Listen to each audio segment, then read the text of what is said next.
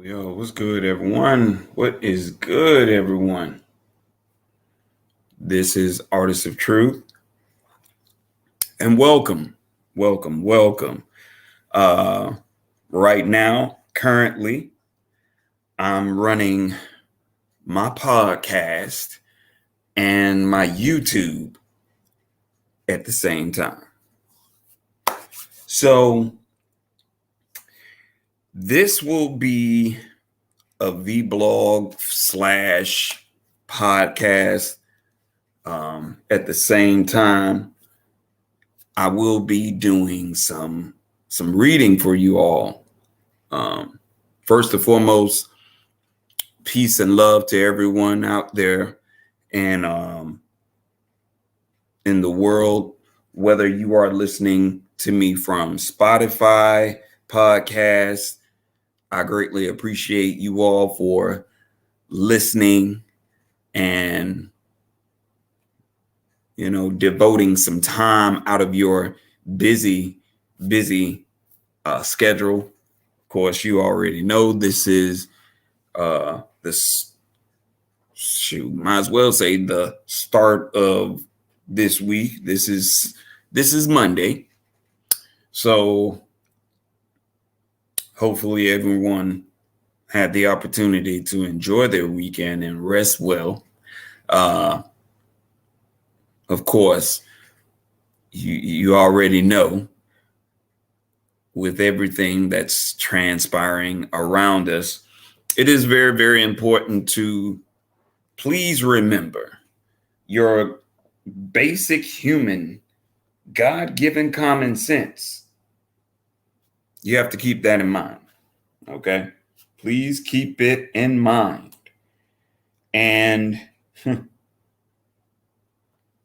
listen, read, and most of all, take better care of your temple. As human beings, this is our job, you know, to maintain our health, being, um, because this temple belongs to you. No one owns, no one owns you or knows what's best for your health and well-being. So I'm actually, I'm gonna check back over that when we have our commercial. So everyone out there in YouTube world, peace and love to you as well. My loyal subscribers, thank you for listening. Thank you for tuning in and taking out the time out of your busy schedule to watch and listen. So I'm not going to waste any time. I'm getting right into uh, the reading material. As I have listed, the first book that I will be reading from and also giving my opinions and commentating is the book 100 Amazing Facts About the Negro by J.A. Rogers. I strongly advise you all to check this piece of literature out. Strongly advise you to. I mean, the generation needs to be fully aware of it. But before I get into that, let me say this. There recently, I was listening to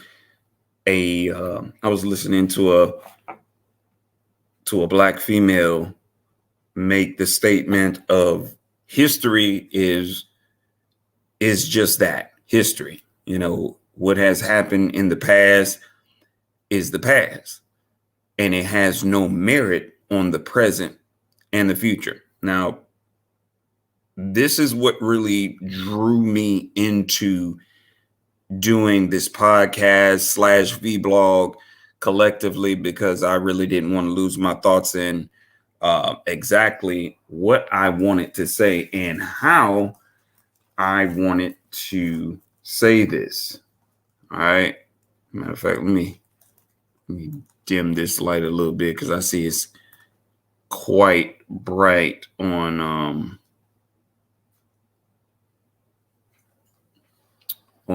the tube. But okay. All right, yeah, that's a lot better.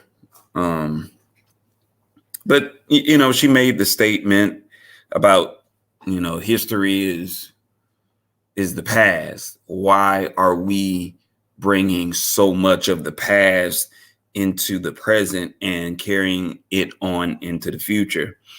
And you know, some people agree, some people disagree. Me personally, I totally disagree. Okay. Totally, completely disagree, you know. Because I feel personally, when you know your history, when you know the nicks and crannies, the intricate, key, important factors about your history,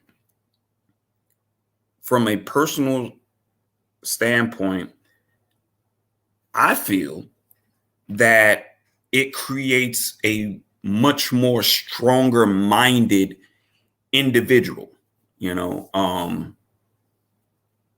in a sense of knowing exactly who you are, where you came from, and what you should demand from others.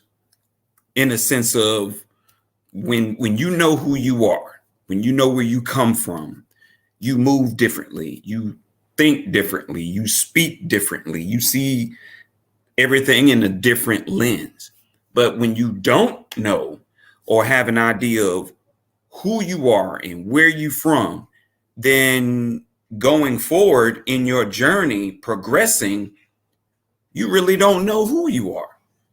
And in that sense, you look for something or an organization, an entity to cling to be a part of. No different than some young guys taking part in gangs. You know, when you are a part of a gang, you have support. You know, you have support. You have people who have your back. You know, not saying that all gangs, but I'm just using that as an example. You know, when you are a part of a movement, an organization, or a gang, you know, and when I say gang, I don't mean gang in a negative sense, because, you know, you can be a part of a gang and just be doing great things, you know, encouraging and empowering each other, whatever. But it's being used in a positive light.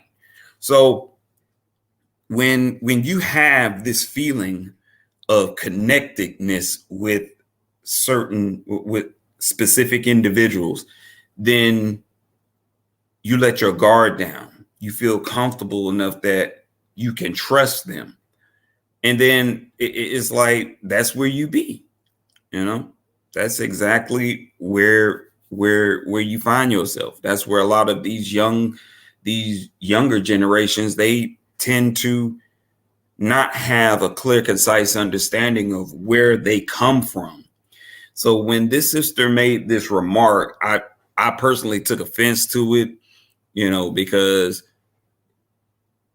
if you think our history should just be left in the past, whether positive or negative, and she just basically said it in a generalized sense. So, you know,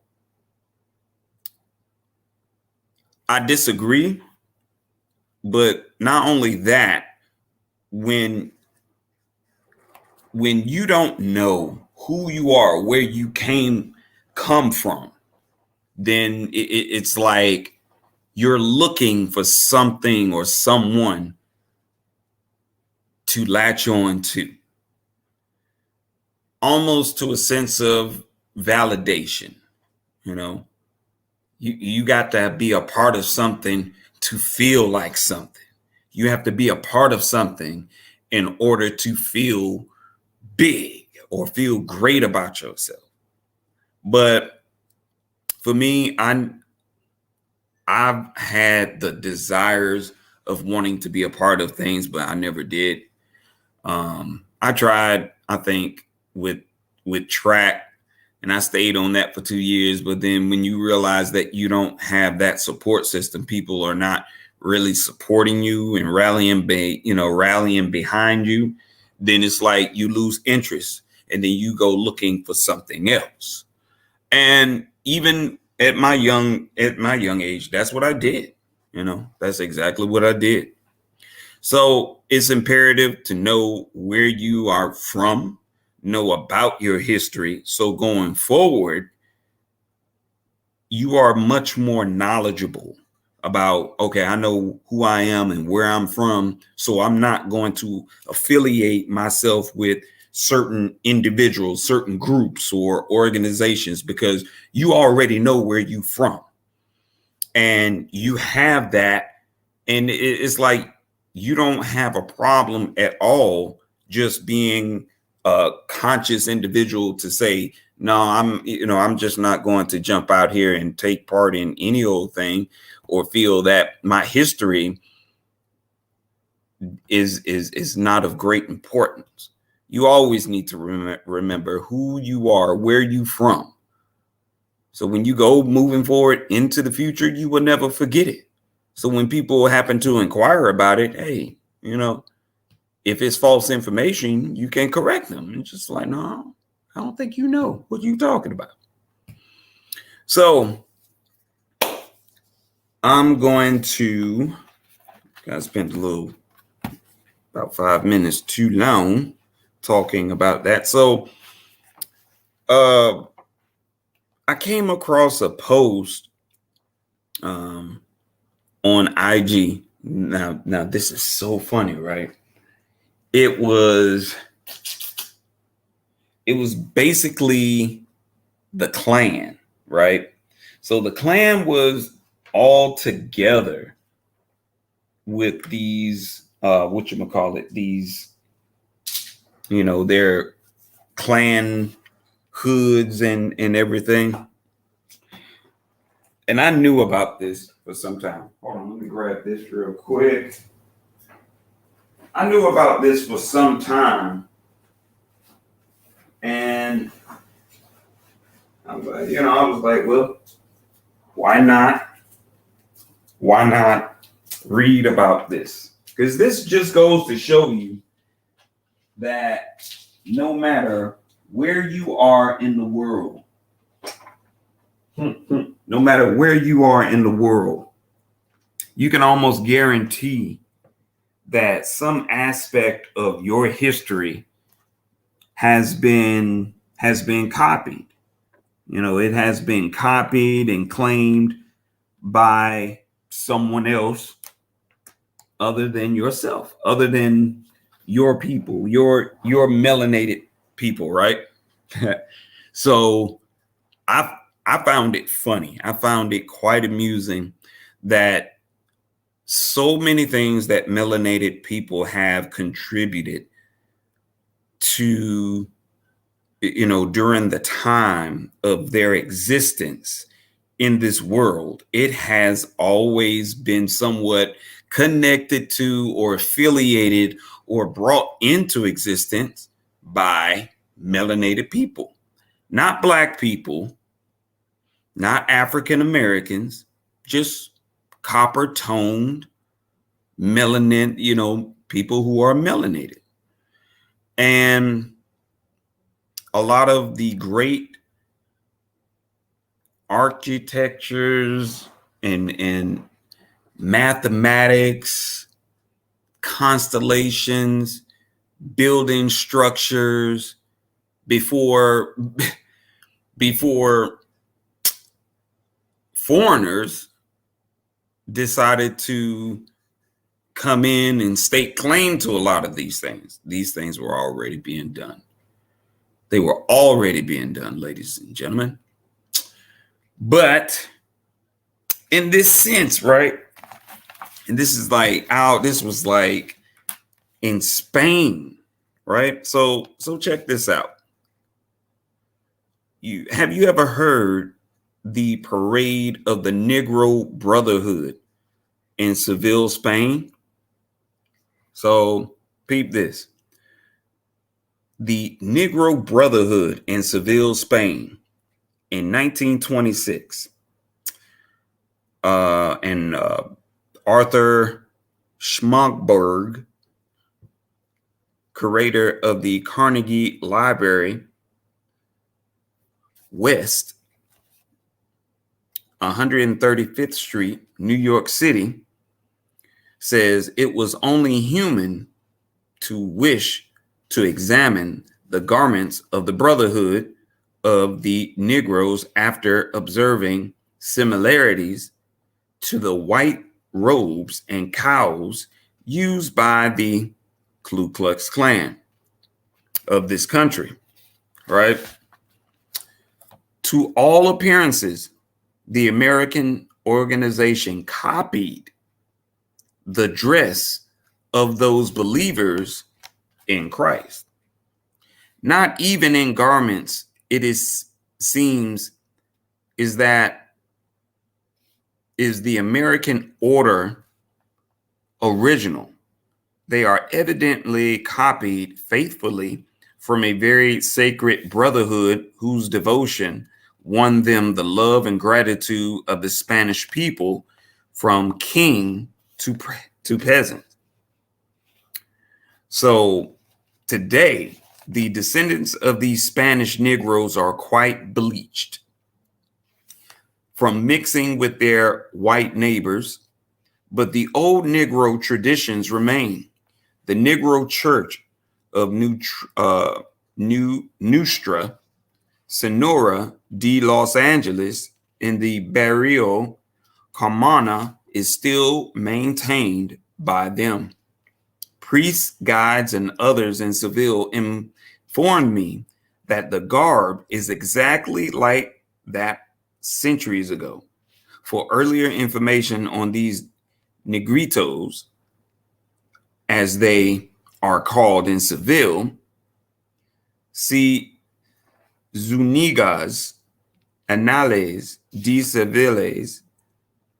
Sevilla, published in Madrid in 1677. Later, the Negroes rose to a position of prominence and had a count after whom one of the streets is still named. If the originators of the Ku Klux Klan did not copy the garb of these Negroes, then the coincidence is truly amazing. So, for those watching on YouTube, I want you to just look at this. Do you see what's on here? Do you see the Negro Brotherhood? These melanated men were in Spain, Seville, Spain, marching their brotherhood with these garments. They were doing this big. They were marching in the streets. And they had a brotherhood before the Klan had a brotherhood. Look, man, I mean, just look at it, man. When I tell you they copied the jack squat out of everything. I mean, they just literally they got to copy everything. Like, is there anything that you're not copying or have copied? Gee, boy. Let's see. So,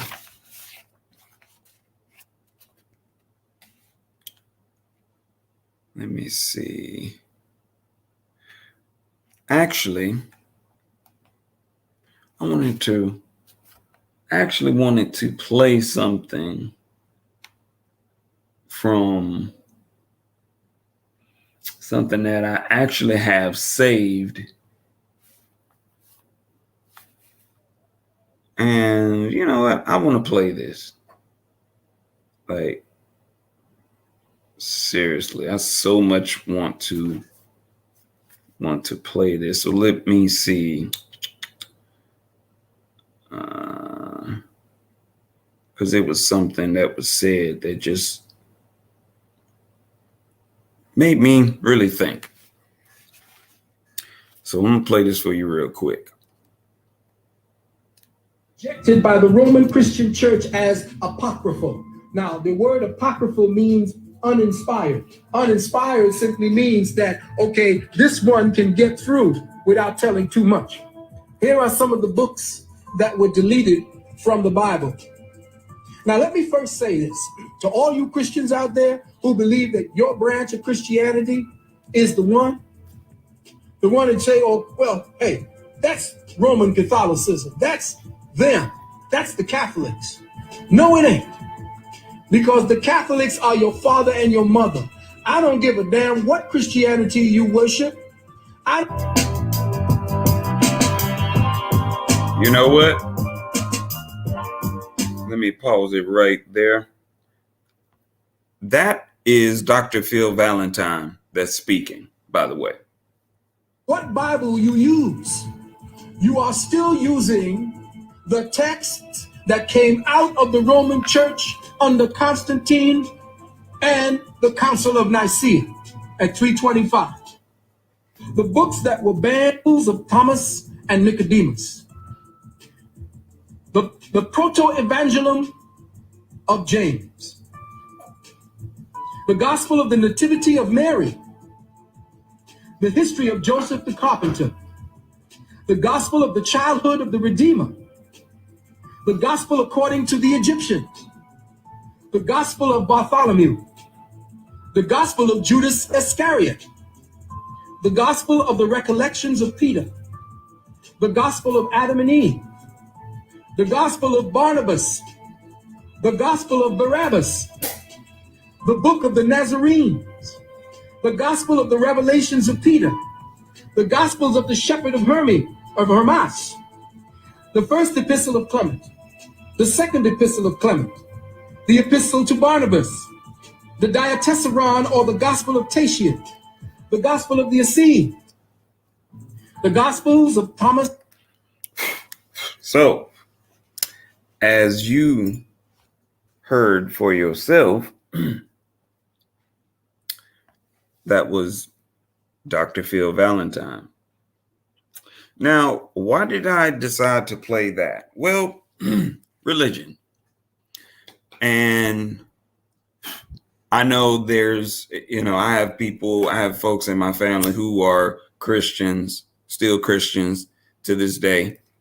Even I myself was a Christian, unknowingly, until I got to that age where I just decided to operate spiritually, which, that's a topic for another day. But,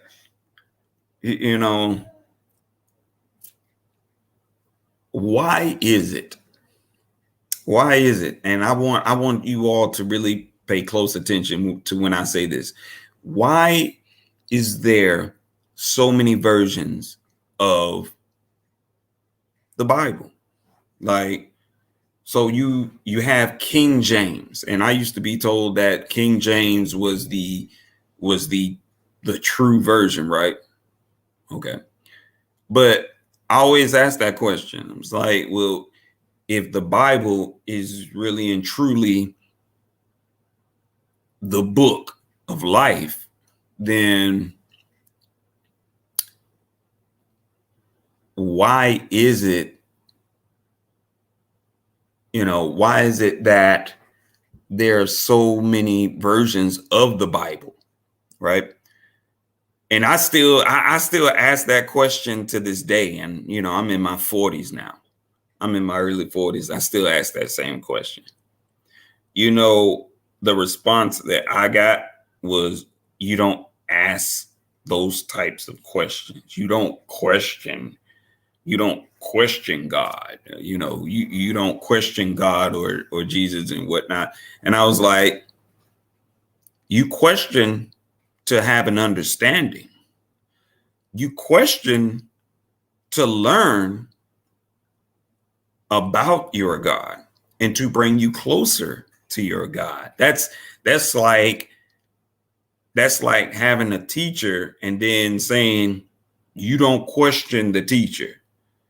Well, if you don't question the teacher, how is the student supposed to know?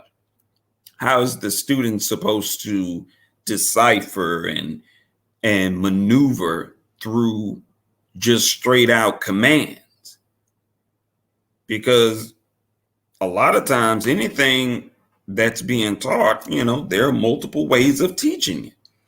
So you have to ask questions. I was always taught not to ask questions, which that made me even more, envious to ask, like, why is there so many versions of the Bible?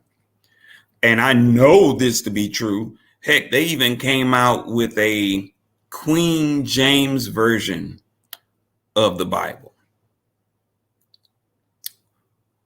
Why is there a Queen James version of the Bible? And at that point, it was confirmation for me that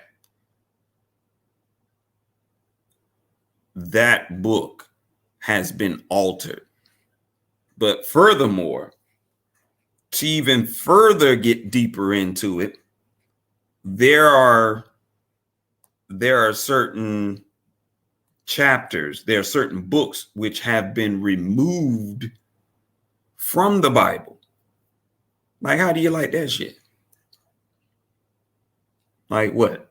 20 books are actually missing from the Bible? What does that tell you? Somebody doesn't want you to have the full extent. They don't want you as a Christian, or, really Christianity is not even in the Bible. So, but it's like,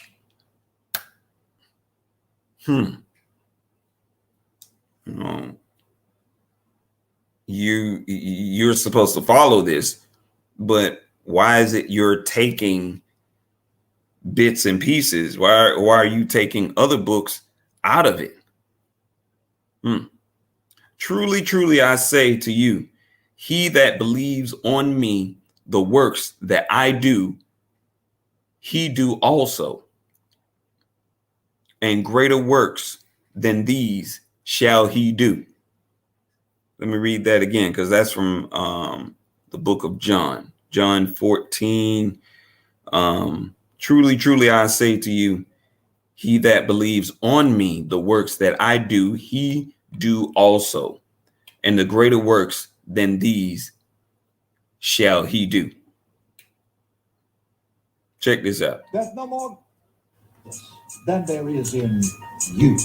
And in fact, it was not Jesus's purpose to show us that he was God's only child and that the rest of us were bastards.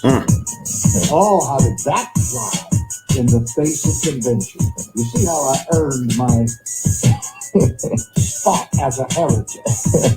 And that's how I kept that down. I would not allow anybody to think that I was more divine. Now, that's where we get into another bit of my teaching, consciousness. There are people who are more conscious of their divinity than others.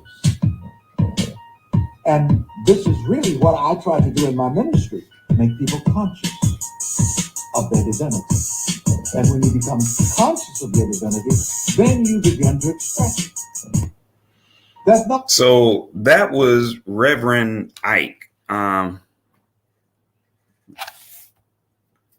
was a interesting gentleman, but he actually said some things as well. But it's all about whether or not you're paying attention. It's all about whether or not you are listening, Oh, by the way, I'm sorry, Margaret. Peace. So I found it, I just found it interesting because I really haven't jumped greatly in depth with this, because I just feel this would just do more damage than good. But this is one of those things that just make you go, It's like, why is there multiple versions of the Bible? That's like someone writing an autobiography, or should I say writing a biography about you and your life, but then you have like 5 different versions of it.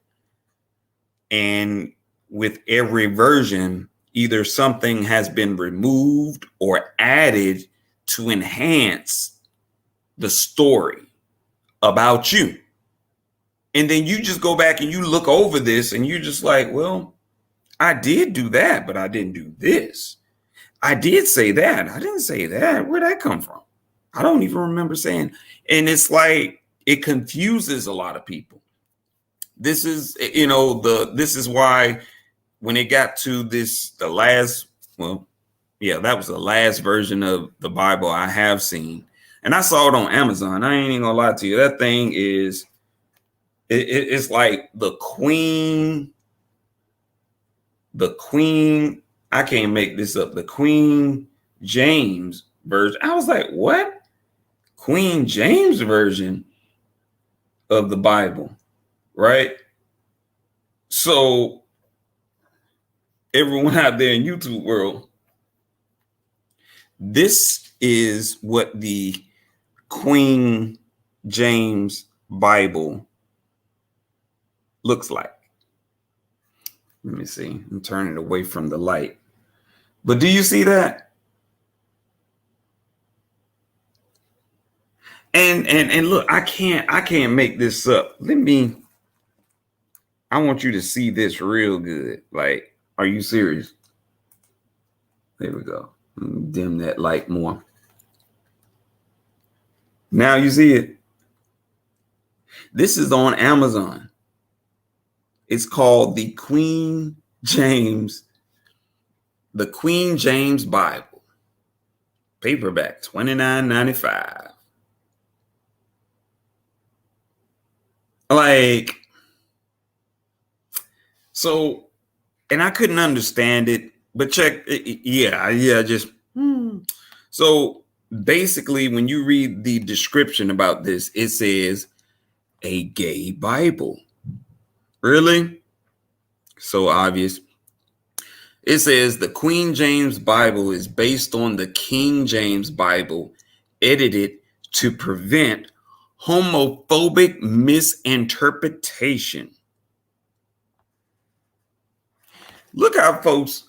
This is what I mean by you cannot possibly call yourself a Bible thumper or Christian and have this out there.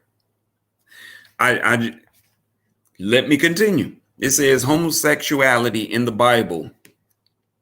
Homosexuality in the Bible was first mentioned in the Bible in 1946. The Revised Standard Version, there's no mention of or reference to homosexuality in any Bible prior to this. Only interpretations have been made. Anti-LGBT Bible interpretations commonly cite only 8 verses in the Bible that they interpret to mean homosexuality is a sin. 8 verses in a book of thousands. The Queen James Bible seeks to resolve interpretive ambiguity in the Bible as it pertains to homosexuality. We edit those 8 verses in a way that makes homophobic interpretations impossible. Who is Queen James? The King James Bible is the most popular Bible of all, and arguably the most important English language document of all time. It is the brainchild and namesake of King James I, who wanted an English language Bible that all could own and read. The King James Version, as it's called, has been in print for over 400 years and has brought more people to Christ than any other Bible translation. Well, if that's the case, why are these individuals altering it?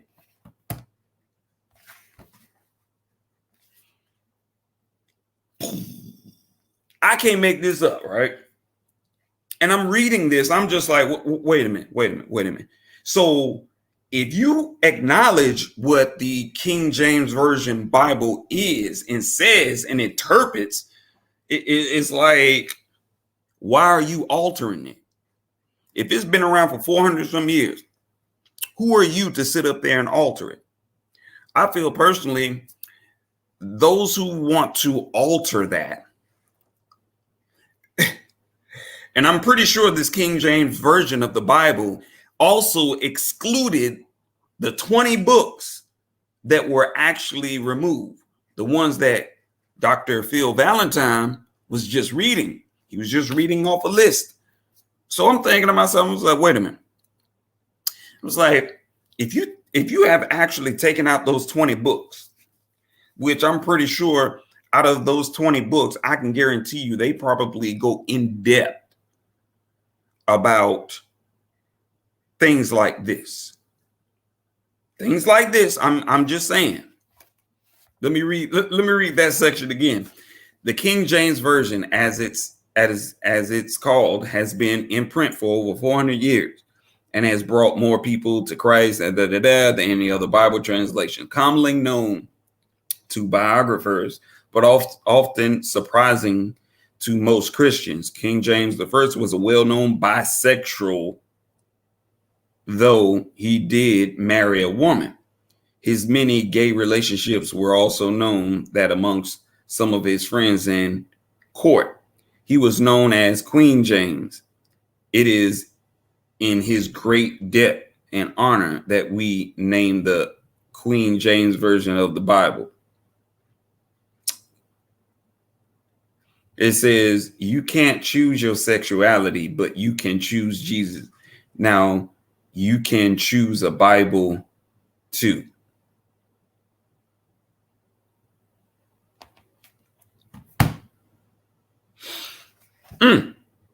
It's astounding. Non-binary trans toilet paper. I mean, look. So my goal here tonight is just making people think. Think for yourself and ask yourself, does that make any sense? To pay homage to a book, but then turn around and say, well, homosexuality has been misinterpreted. So what you're saying, what the book is actually saying about homosexuality is just because King James was, I'm guessing, a homosexual or down low, whatever the heck he was, is basically saying that the 20 books that have been excluded from it is perfectly fine. It's perfectly normal. The altering of a book that has had more existence in this world, period, longer than most of us. So I sit here and I look at those things. I'm just like, what are you doing? I was like, why is it that people feel that they can take a book that allegedly they so-called honor and then want to try and alter it in such a way to make it totally and completely acceptable? I'm just wondering, I mean, shoot, if you're bisexual, I mean, that's you, that's your lifestyle. You know what I'm saying? Because my thing is, I'm not here to, I'm not here to beat anyone into following. I just want people to pay attention. What you do is what you do. What you like is what you like. I just feel it gets to a point where it needs to be stopped. Whatever you like, whatever you do, you keep that behind closed doors. Don't try and spread that on to younger children, because now you're just putting them in jeopardy. And it's like some of the things that we disagree with are actually some of the things that are actually transpiring today. So it is in the Bible, right? 400 years. Okay. Well, if it's 400 years, why are you fucking with it? because people just want to live their life. They want to do what they want to do. Social same-sex attraction is social engineering. Good point. I'm not going to even say it's not, because a lot of things have been socially engineered to really put people in a very, very divisive aggression, in a very aggressive mindset, that it just like it looks down its nose at something that is really honorable. It's not necessarily negative, but it's pretty damn positive. It looks down its nose at positivity, and then it looks and it exalts something that's obviously negative. Now, everyone thought that, has their feelings about R. Kelly, right? They say R. Kelly is he's a pedophile, right? He's this, he's that, but we can't disclaim and ignore the simple fact that, shoot, a lot of our grandparents got married at a young age. Most of us wouldn't even dare open our mouth and say anything about that to our grandparents, because 9 times out of 10 we get stuck or shot at. Stay in your place. But this type of thing, it's like it's not new. You've had older men marry young girls who were not even of the legal age. And shoot, for all I know, I'm pretty sure it goes way back throughout history. But how we live in today's society now, it's like it shames that. It's like, no, you don't do that. You don't do that. Well, if you don't do it, we still have people out here who are preying on children. Not to, Epstein case, which, we already know mainstream media doesn't talk about that. But pedophilia exists. Pedophilia even existed during those times. But, I just feel that when you start altering a book of truth, then what you're doing, you are actually opening the door to allow something in to be totally and completely acceptable. So if you speak against underage, older woman getting into a relationship with a younger boy, and he's under the age of 18, or she's under the age of 18, or he gets involved with a young child and she's under the age of 18, or he's under the age of 18, everyone has a very big problem with that.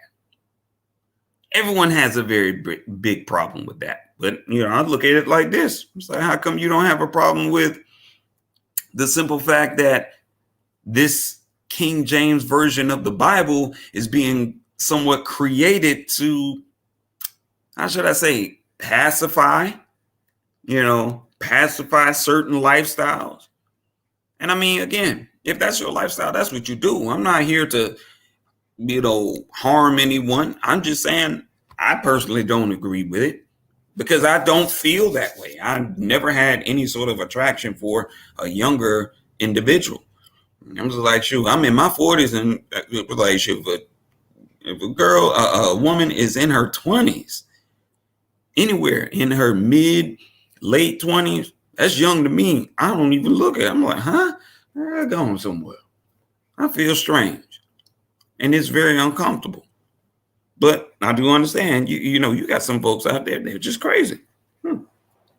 So, I brought that up because it was, that was heavy, heavy on my mind too. That level of conditioning, because honestly, I believe the Bible, before the books were removed, which is very, very suspicious, is first and foremost, why? Why would you remove those books?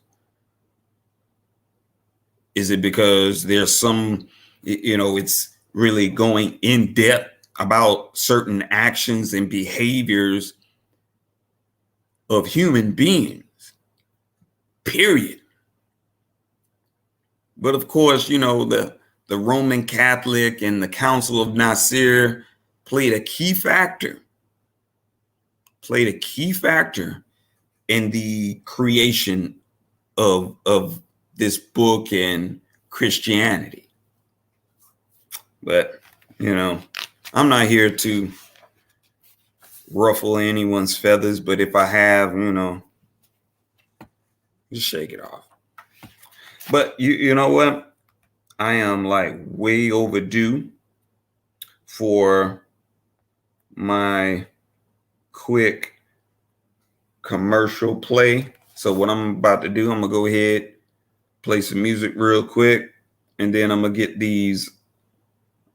to go and get this page ready so I can read it for you. But I'm gonna go ahead and hit this instrumental again for you all. So sit tight.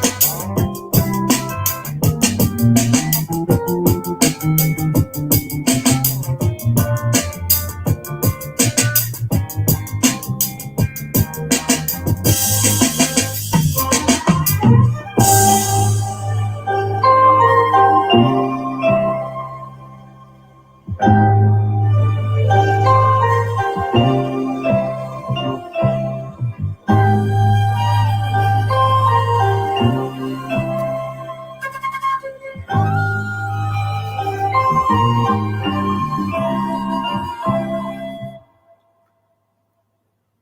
right. What's good, everyone? Welcome back. Welcome back. Those of you on Spotify, we had to start up a second recording for you all. So thank you for tuning in. And everyone out there in YouTube world, peace and love, peace and love. We are back. We are back. So what I'm about to do is I'm going to be reading from a very interesting book. This book is called Deadly Deception Exposed, the most dangerous book ever published. If you have not checked this book out, I strongly, strongly suggest that if you are open-minded and you are entirely about growing and learning of some things that's, how should I say, hidden from you or just manipulated in such a way that you are under this false pretense of something being safe and when it's really not.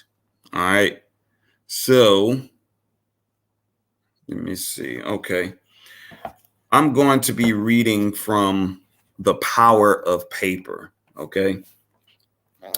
This is written by Jerry Day. Okay. This is also posted courtesy of jerryday.com. That's JERRYDAY. Okay. So I'm going to show you two instruments of tyranny. The first is a gun, a symbol of force, violence, and destruction. This is not the best instrument of tyranny. This is the type of thing used by tyrants who are stupid, clumsy, and desperate. When the masses are being controlled by a weapon, they can clearly see they must destroy or escape whoever is pointing it at them. The smart tyrants use other instruments of tyranny, better known as paper.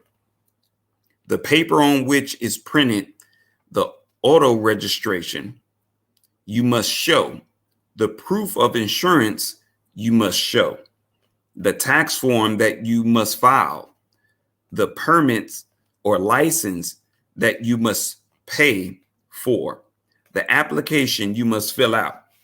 Whether we realize it or not, we only submit to this because we are being threatened by force. What if we knew they did not have weapons? Would we fill out the paper? I wouldn't. When we fill out the paper, we are really reacting to the gun, tyranny. But just as a gun can be pointed in two directions, paper can be used by all parties. How can you use the power of paper? One way is something called an affidavit. An affidavit seems simple and harmless. It's simply a sworn statement of facts signed by a notary. But a lot of people have been robbed with paper than with a gun. A poorly executed affidavit is law. I'm sorry, not poorly, but a properly executed affidavit is law until it is rebutted by another affidavit. Suppose you send your mortgage lender an affidavit that says you've just discovered that the loan documents they asked you to sign have misrepresentation, lack of disclosure, or fraud. If you are wrong, you may go to jail for perjury. But if you are right, you may get the deed to your house free and clear. An affidavit is a powerful thing. The author of an affidavit can take all the marbles he can. He can take all the marbles. He can make the rules In my affidavit, I can say you hereby agree to pay me $50 a month unless you rebut this affidavit within 30 days. If you make the mistake of tossing that affidavit into your trash can, 30 days later, I'm sorry about that. 30 days later, you are a slave to me. Under the law, $50 per month of your earnings belongs to me. That's the point of those cryptic notices from your credit card company. The law that says you agree and accept the presented terms unless you respond and refuse to accept it. If you respond, you can take those rules all you want. You can change those rules all you want. All you have to do is respond. That notice they sent you is not enforcing of their rules. That is an opportunity for you to agree with their rules by remaining silent. Send a notice back saying you may not charge me with any late fees and I will not pay more than 5% interest on my credit card charges. And those are the terms you must accept if you wish me as a credit card customer. If the credit card company does not rebuke or cancel your card within your time limit, you are legally entitled to the terms you offer. Your announcements and demands are just as valid as theirs. If your notice is in the form of an affidavit, no judge, court, or officer may deny your claim. And the credit card companies may not impose different terms unless you agree to them either by response or silence. As odd as it seems, it's probably not a good idea to ever sign anything that you did not write yourself. If you write it, it benefits you. If they write it, it benefits them. And it's probably going to cost you in a big way. An affidavit is not a complicated thing. Samples of them are easy to find. There are no particular layout that's required. Basically, it's a sworn statement of true and complete facts with a date and notarized signature. If it affects another party, it must be presented to that party with a reasonable time for response.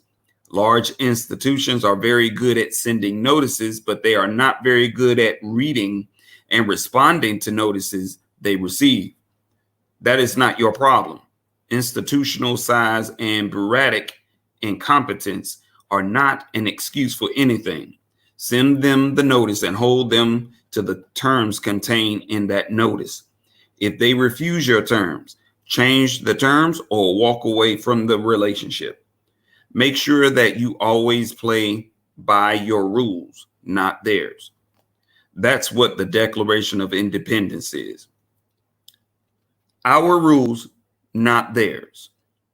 Just as tyranny comes in many forms, revolutions come in many forms. We can have a nice non-violent revolution, and we can even do it all through the mail if we borrow a trick that institutions use against us. If paper is used more effectively, then nobody will have to use the gun. But don't do it if you don't know what you are doing. Paper can be dangerous. Jerry Day originally published The Power of Paper on YouTube in March of 2010. So, again, things that make you go, Things that make you go, So I hear a lot of people just being totally and completely ambiguous and even asinine to an extent about remedies, about what they could do to either protect themselves, in a sense of exercising your rights, knowing which rights you can actually exercise that's going to protect you. And you know what? What I have taken from all of this is most Americans, they don't want to read. They don't want to read. They don't want to seek remedies. And most of all, there's a good bit of them that just don't even want to govern themselves. You know, you're supposed to be governing yourself, not the government governing you. I mean, who knows what's best for you? Like, seriously, who knows what's best for you? Do you know what's best for you? Or are you just operating like a child and allowing someone else to govern you? Allowing someone else to tell you when to go to sleep? Well, not necessarily, but they're telling you what to do, what to take, what's totally and completely acceptable for you to put into your bloodstream, if you know what I mean. Right, governmental, because they're very emotional, but they understand the gameplay, though. They understand that most people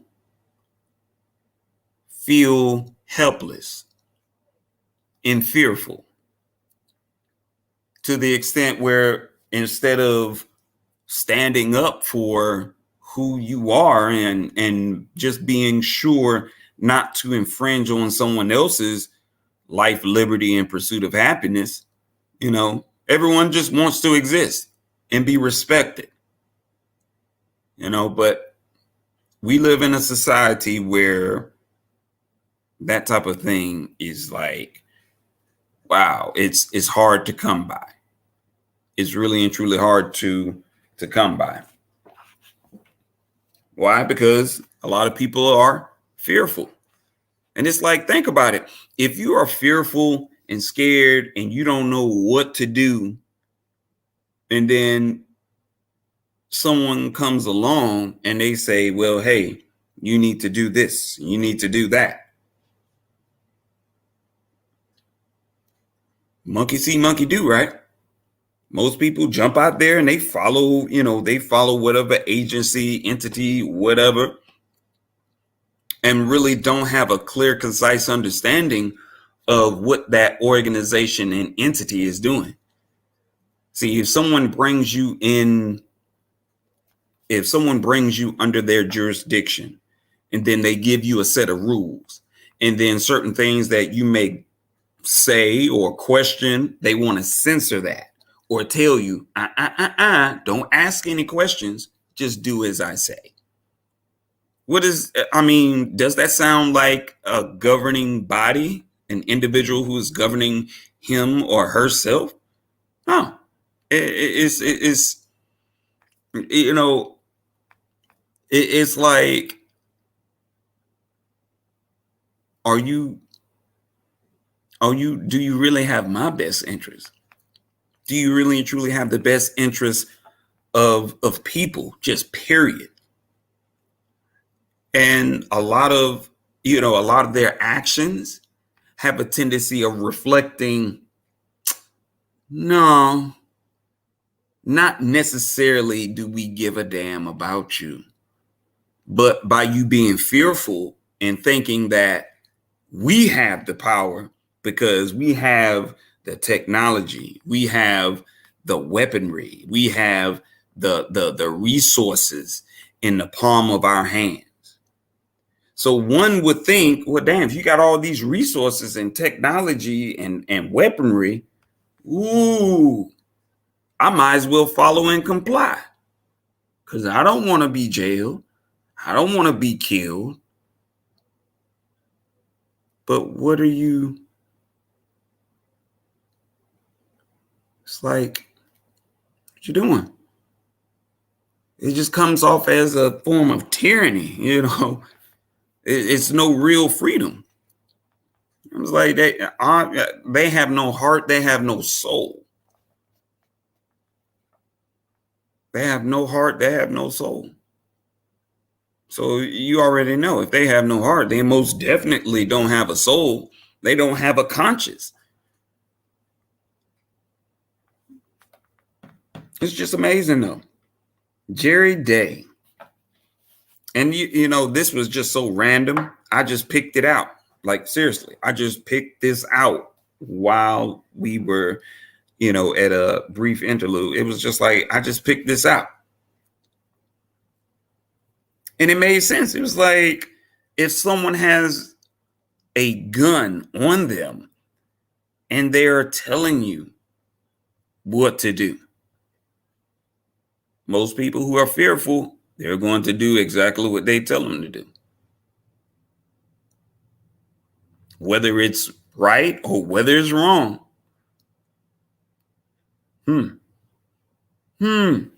Things that make you go, But this affidavit is real. Like, so seriously, it is real. You know, people look for remedies, you know, to a lot of situations that they have encountered. But there are certain things that's just being laid out for you. And hopefully people learn how to listen, you know. But I know there's another section, and I'm not going to. You got a few of them in here, but I'm not going to get into them. I'm just going to keep it short. But yeah, because this has ran over an hour. Slick, so slick of me. But yeah, everyone. What can I say? You know, what can be said at this point? Like seriously. So final thought.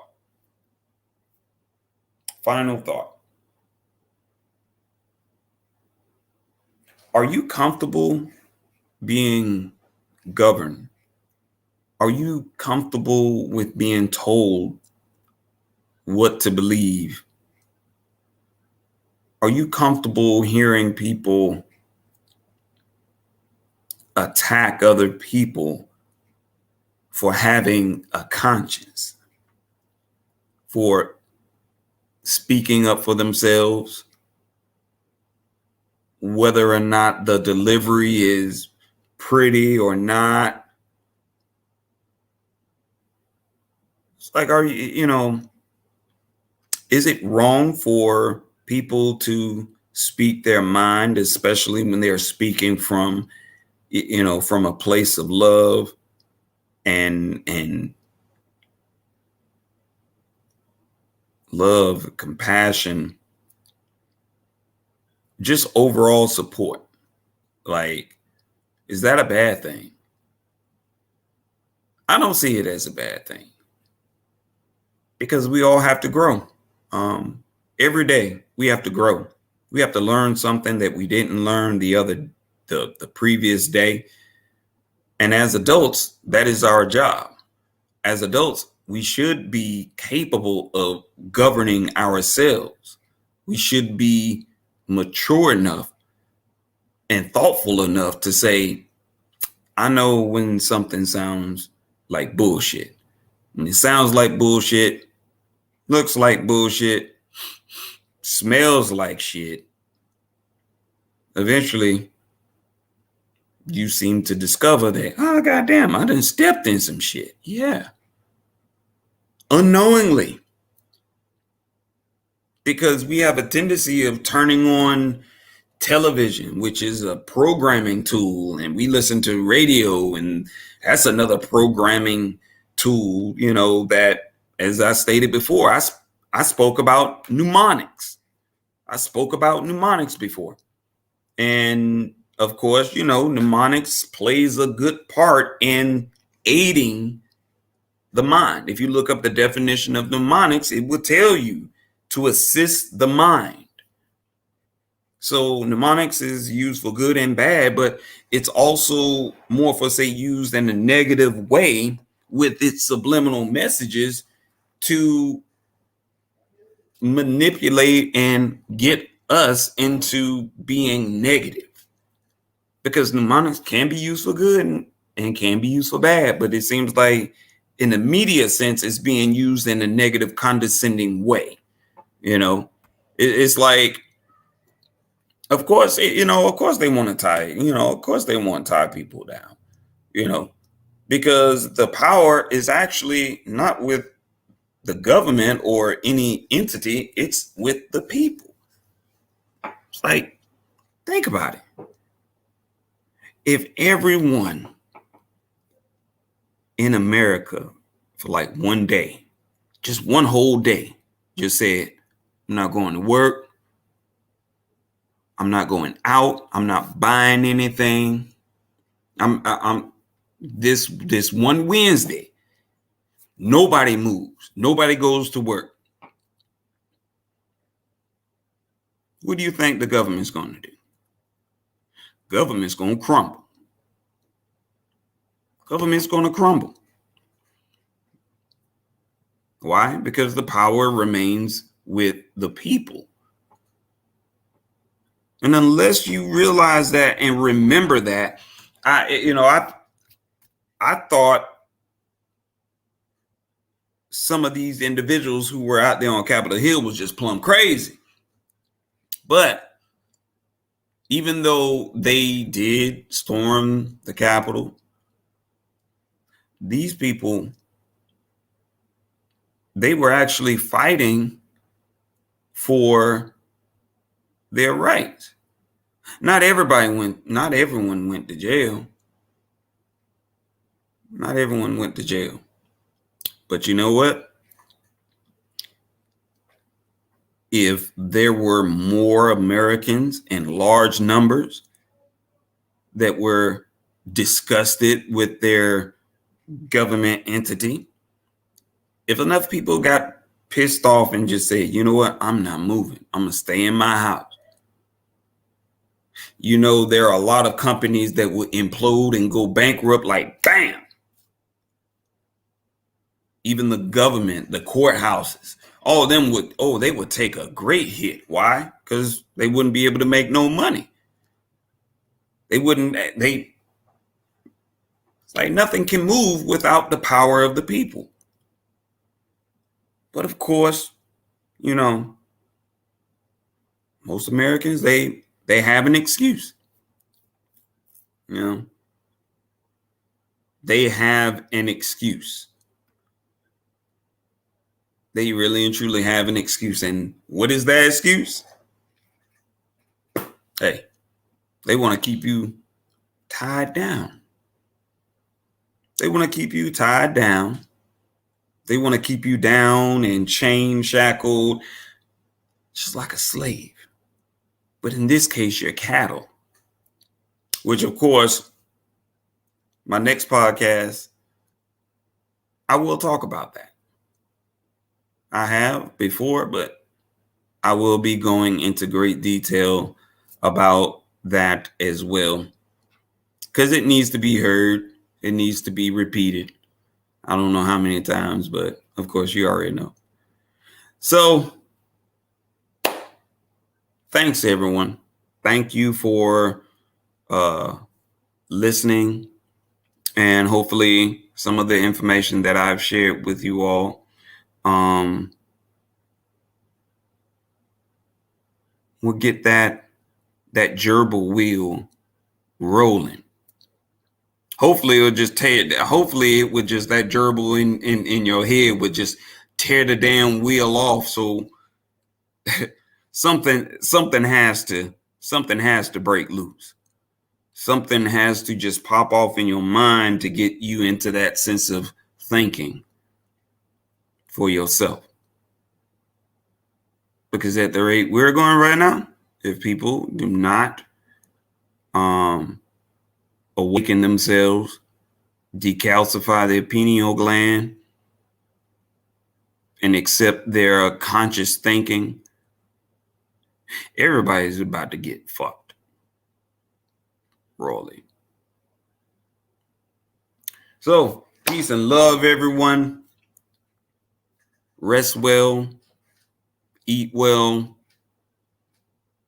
smile occasionally. Because if you're watching this, then you have more than enough reason to smile. So if no one has told you all today, let me be the first to say, I appreciate you. I love you. And I honor you. Keep doing what you do. Protect your head, protect your neck, and have a wonderful night. Peace and love, y'all. Wait a minute. Let me not stop. We have to go out of here in a wonderful fashion. Roll that beautiful beam footage, baby.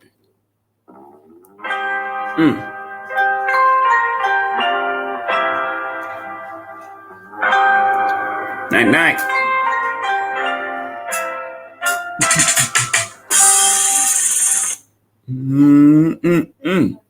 Let's get this music playing.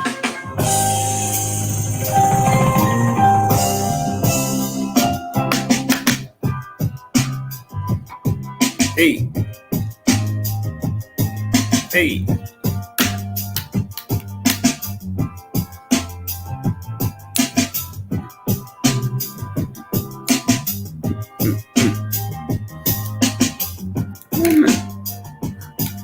I need where my smoke at? Like, why you blowing my music? You tripping? Let me get out of here. Where my pen at? Where my joke be at? Oh, where my pen at? Where my joke be at? I love you. I love you.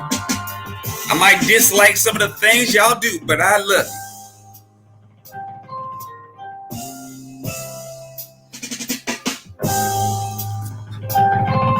Shout out to my brother, John, over on his YouTube channel, Three-Headed Monster. Make sure you show some love and support him as well. He already knows. I know he gonna watch this later, but he already know what this is about.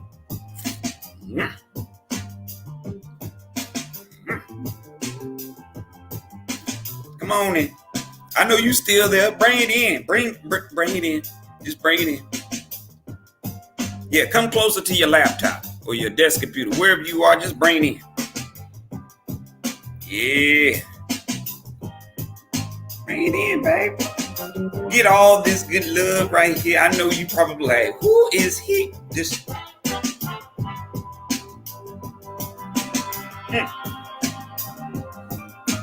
bring it in.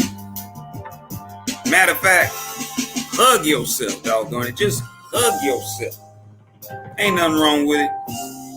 I don't care who's watching. Just hug yourself.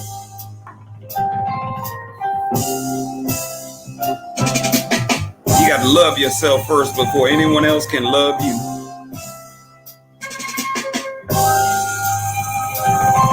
I'm sorry.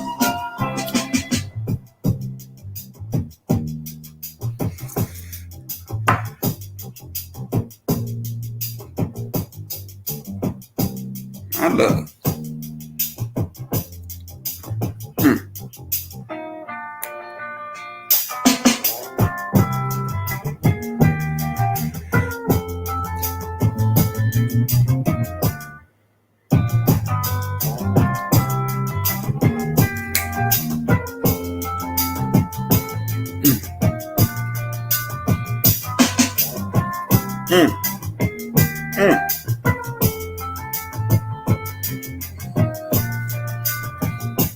But yeah, again, get your hands on this book. Stop playing. Get your hands on this book.